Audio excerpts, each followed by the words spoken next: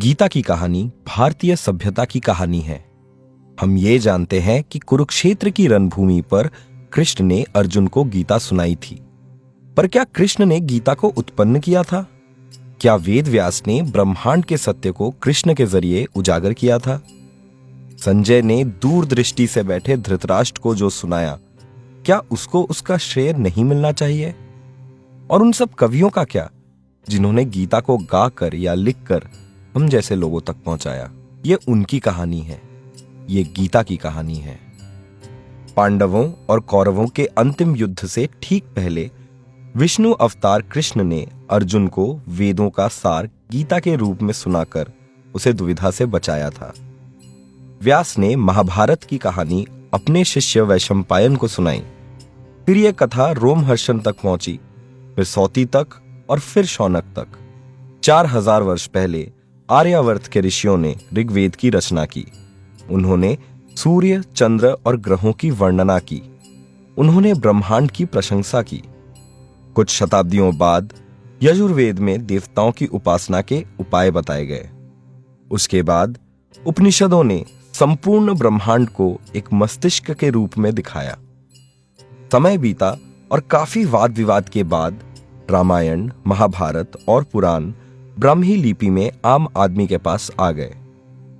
जब दूसरे धर्मों का आगमन भारतीय उपमहाद्वीप में हुआ, तब वैदिक विचार क्षेत्रीय भाषाओं में सुनाए जाने लगे और गीता को एक नया घर मिल गया, एक आम भारतीय का मन।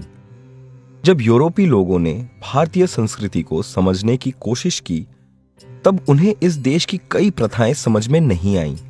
उन्होंने ये समझा कि कहीं ना कहीं एक धर्म ग्रंथ होगा जिसमें हिंदू धर्म का सार मिलेगा।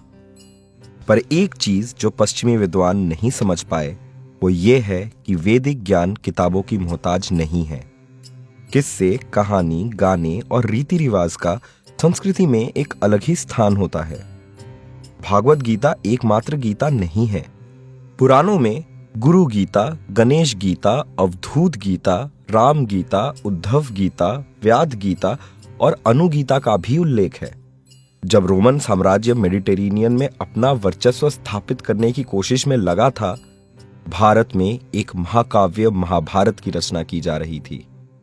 कुछ ही शताब्दियों में जया नाम की एक छोटी सी कथा बन बैठी हजारों पन्नों की महाभारत। इस महाकथा के हृदय में है वो किताब जिसे ईश्वर का उपहार माना जाता है।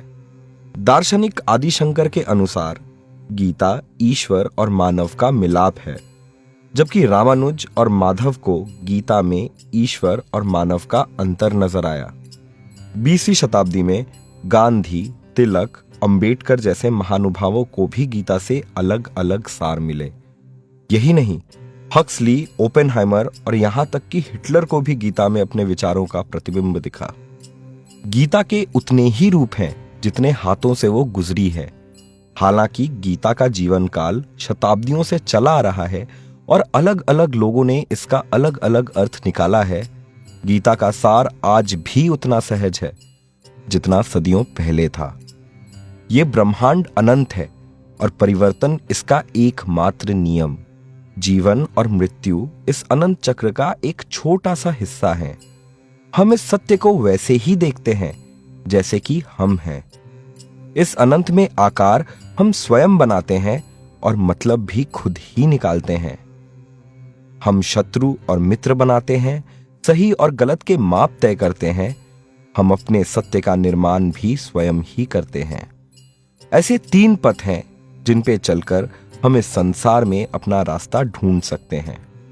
कर्मयोग, कर्म करो, फल की चिंता मत करो।